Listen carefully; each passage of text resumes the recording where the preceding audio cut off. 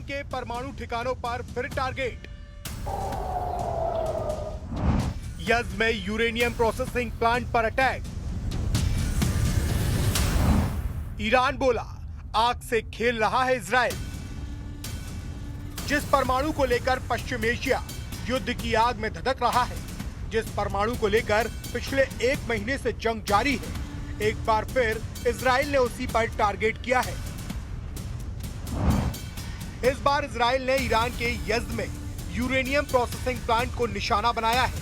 Israeli सेना के मुताबिक हमले में उस फैसिलिटी को निशाना बनाया गया जहां यूरेनियम एनरिचमेंट के लिए जरूरी प्रोसेसिंग होती है। ईरानी मीडिया ने भी यूरेनियम प्रोसेसिंग प्लांट पर हमले की पुष्टि कर दी है, जिसके बाद ईरान बुरी तरह से भड़क गया है।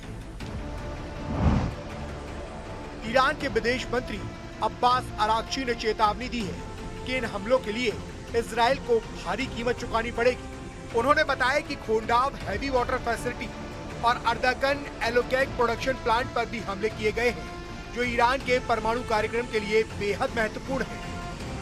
ईरान में हुए यूरेनियम प्लांट पर हमले को लेकर आईएईए ने कहा है कि इस हमले के बाद आसपास के इलाकों में रेडिएशन का खतरा बढ़ जाएगा। एजेंसी ने कहा है कि वो इस घटना की जांच कर रही है और हालात पर लगातार नजर बनाए हुए हैं। मीडिया रिपोर्ट्स के मुताबिक हमले खुजिस्तान स्टील प्लांट और मोबार रेकेह स्टील प्लांट पर भी किए गए, जो ईरान के बड़े कारखाने हैं। इससे ईरान की अर्थव्यवस्था को भारी नुकसान हो सकता है और उसकी स्टील इंडस्ट्री पूरी तरह से डैमेज हो सकती है।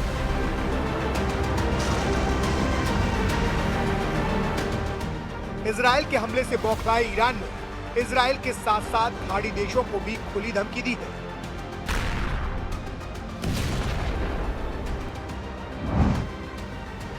ईरान का कहना है कि वो इजराइल और खाड़ी देशों के स्टील प्लांट्स को निशाना बना सकता है। जिन देशों को धमकी दी गई है उनमें सऊदी अरब, यूएई, कतर, कुवैत और बहरीन शामिल है। ईरान की इस चेतावनी के बाद पूरे मिडिल ईस्ट में तनाव और बढ़ गया है और ईरान ने खाड़ी देशों पर हमले भी शुरू कर दिए हैं।